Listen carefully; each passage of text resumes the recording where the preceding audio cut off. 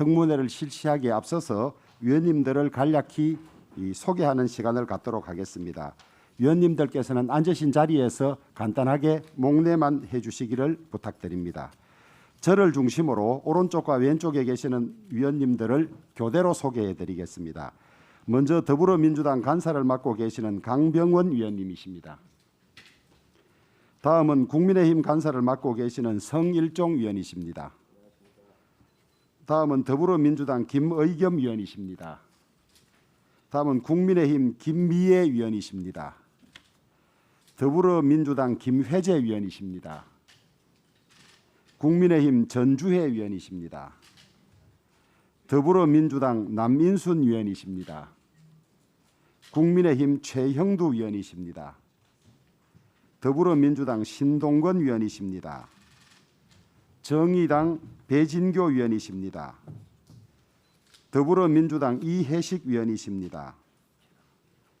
더불어민주당 최강욱 위원이 계신데 아직 착석하지 않으신 것 같습니다. 위원장을 맡아 있는 저는 주호영 위원입니다. 먼저 청문회를 시작하기 전에 위원장으로서 한 말씀 드리겠습니다. 잘 아시는 것처럼 인사청문회는 2000년에 도입되어 22년간 실시되어 온 제도입니다. 우리 위원회가 국회법 제46조의 3에 따라 인사청문회를 실시하는 목적은 행정각부와 국정을 통할하게 될 국무총리 후보자의 도덕성, 직무 적합성, 자질 등을 면밀히 살펴봄으로써 추후에 제출될 임명동의안을 본회의에서 처리함에 있어서 적격 여부를 충족하고 있는지에 대해 사전에 검증하기 위한 것입니다. 또한 이번 청문회도 생중계를 통해서 국민들의 알 권리를 충족함과 동시에 국민과 함께하는 청문회가 될 것입니다. 이는 국민의 대표기관인 우리 국회가 국민을 대신하여 대통령 당선인이 지명한 국무총리 후보자에 대하여 국민 면접을 실시하는 측면도 있다 하겠습니다.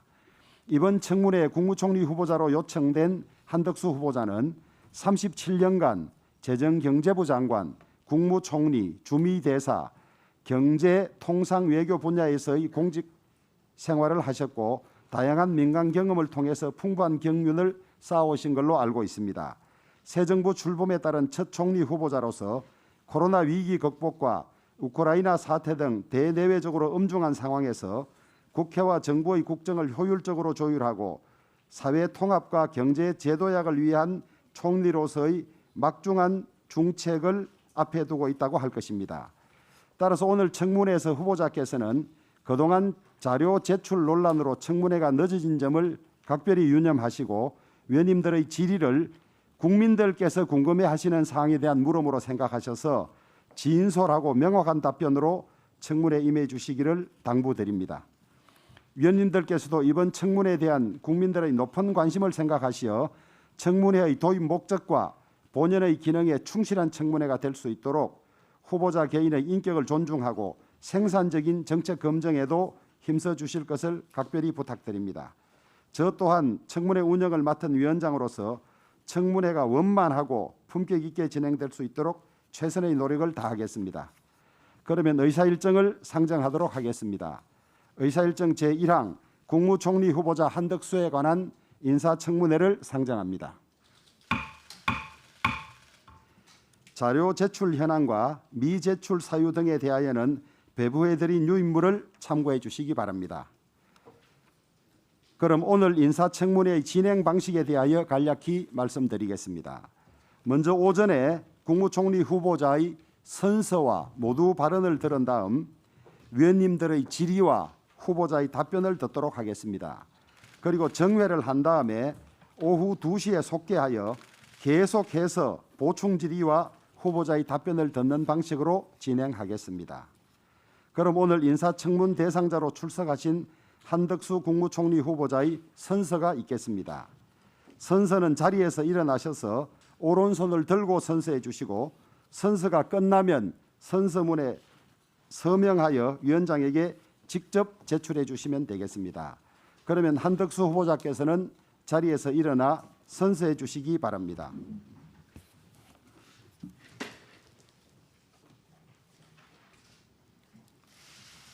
선서 공직 후보자인 본인은 국회가 실시하는 인사청문회에서 양심에 따라 숨김과 보탬이 없이 사실 그대로 말할 것을 맹서합니다. 2022년 5월 2일 공직 후보자 한덕수.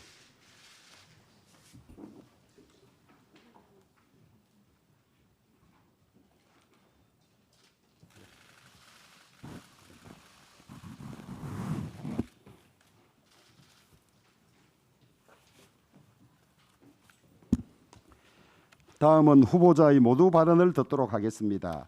후보자께서는 발언대로 나오셔서 인사해 주시고 모두 발언을 해 주시기 바랍니다. 인사청문회법 제7조에 따라서 모두 발언은 10분 이내의 범위로 제한되어 있다는 점을 알려드립니다.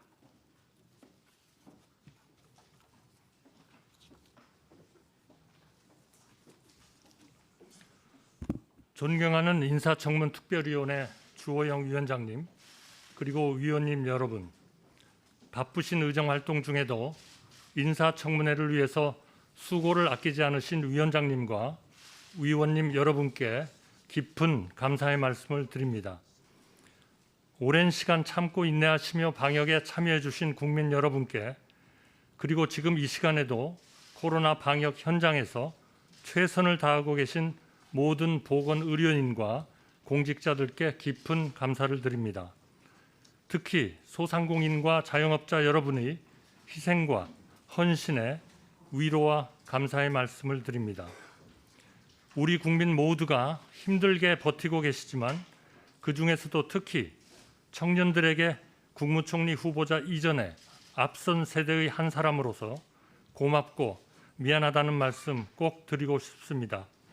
취직도 힘들고 내 집 마련도 어려운데 그래도 열심히 최선을 다하고 있다는 것을 우리 모두 잘 알고 있습니다. 그래서 제 어깨가 지금 아주 무겁습니다. 국민과 국회의 준엄한 뜻을 깊이 새기며 위원님들께서 주시는 모든 질의에 성심을 다해 말씀드리겠습니다. 진실되고 겸허한 자세로 더 좋은 청문회가 될 수 있도록 최선을 다하겠다는 약속을 드립니다.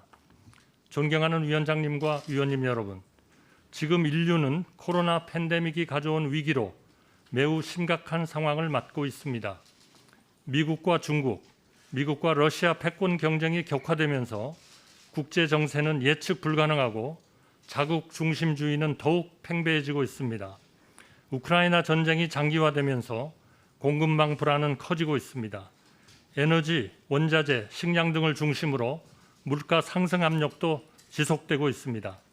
특히 최근에는 환율 급등, 선진국들의 공격적인 금리 인상 등 우리 경제를 둘러싼 대외 여건의 불확실성이 한층 더 높아지고 있습니다. 연이은 북한의 미사일 발사로 고유의 지정학적 리스크도 점점 커지고 있습니다. 국내적으로 전통 산업은 성장의 벽에 가로막혀 있고 새로운 미래 성장 동력은 쉽사리 찾지 못하고 있습니다. 잠재 성장률도 점점 하락하고 있습니다. 이러한 가운데 양극화와 불평등, 불공정, 고령화와 저출산, 청년 문제 같은 절박한 과제들이 쌓여 있습니다. 또한 세대 간, 성별 간, 이념 간 갈등이 심화되고 있습니다. 무엇보다 코로나19와의 전쟁이 아직 끝나지 않았습니다. 한치도 방심해서는 안 되는 심각한 상황입니다. 국내외의 불안과 역경에 선제적으로 대처해야 합니다. 먼저 코로나를 이겨서 일상으로의 회복을 앞당겨야 합니다. 현 정부가 국민의 생명과 안전을 보호하기 위해서 그동안 최선의 노력을 다해왔다고 생각합니다만 코로나는 아직 끝나지 않았습니다. 우리 경제의 재도약을 위한 기틀을 닦고 4차 산업혁명 시대를 선도해야 합니다. 경제 안보 시대도 철저하게 대비해야 합니다. 전 지구적 기후위기에 적극 대응하고 탄소 중립을 성공적으로 실현해야 합니다. 우리 사회의 다양한 갈등을 해소하고 국민 통합을 이루어야 합니다. 존경하는 위원장님과 위원님 여러분, 저는 1970년 공직 생활을 시작해서 정파를 뛰어넘어 오로지 국가와 국민만을 보고 달려왔습니다. 경제기획원과 상공부, 특허청을 거치고 국민의 정부에서는 외교통상부 통상교섭본부장으로, 그리고 경제수석으로 참여정부에서는 재정경제부 장관과 국무총리로 일하며 국정 전반에 대한 폭넓은 지식을 쌓고 균형 잡힌 시각을 갖추기 위해 노력했습니다. OECD 대사와 주미 대사를 역임하며 국제사회의 경쟁을 치열하게 경험하고 전문성을 키웠습니다. OECD 가입을 추진하고 한미 FTA 체결 과정에서 미국 중앙정부 및 26개 주 53개 지방도시를 직접 방문해서 설득한 끝에 미 의회의 비준을 성공으로 이끌었던 일들은 지금도 저희 보람으로 기억하고 있습니다. 공직과 민간에서 일한 저로서는 일자리 부족, 주거 불안정, 양극화 문제, 과도하고 비합리적인 규제, 국제정세의 불확실성 등이 국민 여러분과 기업들에게는 생사의 절벽에 선 고통이라는 것을 너무 잘 알고 있습니다. 제게 국무총리라는 막중한 소임이 주어진다면 저의 역량과 경험을 살려서 국가와 국민들께 온 힘을 기울여 문제 해결에 진력하겠습니다. 우리 앞에 놓인 도전을 하나하나 이겨내고 국민 통합과 협치로 부강한 나라, 새로운 대한민국을 만들어 나가겠습니다. 사회 각 분야의 다양한 목소리에 귀를 기울이고 모든 정책에 대해 국회와 진정성 있게 협의하고 조율하면서 추진해 나가겠습니다. 서민 경제 안정을 최우선 과제로 삼아 모든 정책 수단을 총동원하겠습니다. 무엇보다 물가 불안 요인을 조기에 차단하고 시장 구조의 개선도 함께 해나가겠습니다. 규제의 틀도 새롭게 바꾸겠습니다. 규제가 만들어진 사회적 목적을 수용하면서도 개인과 기업의 혁신과 창의성을 살릴 수 있는 방안을 도출하겠습니다. 이를 통해 모든 경제 주체들이 공정한 환경에서 자유롭게 경쟁할 수 있는 사회를 만들겠습니다. 기업 활동에 큰 부담을 주는 덩어리 규제는 과감하게 걷어내고 신산업 분야의 혁신을 뒷받침하여 새로운 성장 동력도 마련하겠습니다. 시장 경제 기능이 제대로 작동되고 민간의 자유와 창의가 제대로 발휘되도록 하겠습니다. 일자리, 교육, 주택, 의료, 연금 등 국민의 행복과 직결되는 과제를 꼼꼼하게 살펴서 사회적 불평등과 양극화 해소의 토대를 마련하겠습니다. 디지털 전환 등 산업구조 변화로 일자리를 잃을 위기에 처한 사회적 약자도 확실하게 보호하겠습니다. 지금부터 새 정부가 해나가야 할 모든 일은 다음 세대를 위해 반드시 하지 않으면 안 되는 일들입니다. 앞선 세대는 물질이 부족하고 정치가 어려웠을지라도 희망만은 부족해 본 적이 없었습니다. 지금 2030 청년 세대의 인생에는 바로 그 희망이 결핍되어 있습니다. 2030의 가슴에 다시 희망을 채워주는 대한민국이 되어야 합니다. 시대의 요구와 국익과 국민의 이익을 위해서 책임을 갖고 내각을 이끌어 나가겠습니다. 윤석열 당선인께서는 국민이 진짜 주인이 되는 새로운 국민의 나라를 만들겠다고 선언하셨습니다. 이제 변화는 시작됐습니다.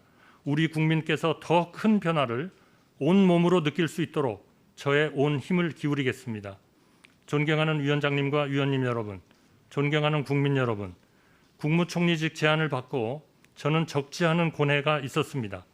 더욱이 새 정부의 첫 국무총리이기에 자리의 무게를 감당할 만한 역량이 있는가 하는 스스로에 대한 물음과 걱정이 컸습니다. 부족함이 많은 제가 국회의 동의를 얻어서 국무총리의 막중한 소임이 주어진다면 국민의 눈높이에 맞는 국민을 위한 행정을 펼쳐나가겠다는 약속을 드립니다. 대한민국의 역사에서 빠른 한 걸음보다 깊이 있는 발자국을 남기는 국무총리가 될 수 있도록 최선을 다하겠습니다. 인사청문회를 준비해 주신 주호영 위원장님과 위원님 여러분께 거듭 감사의 말씀을 드립니다. 감사합니다.